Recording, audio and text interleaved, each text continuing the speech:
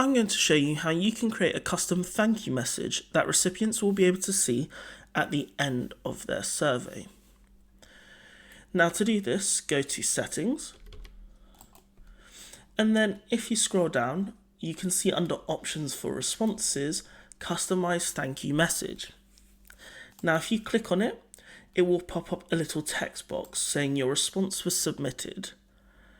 Now you can enter in whatever sort of text you want to in this field.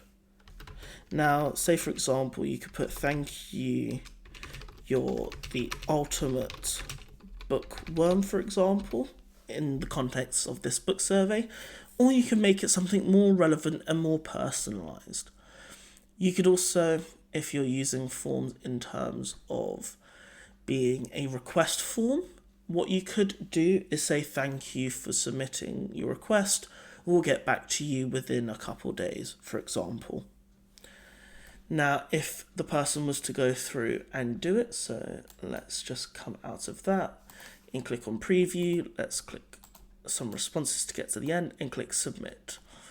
And now you see the customized thank you message saying what it is that you have put in.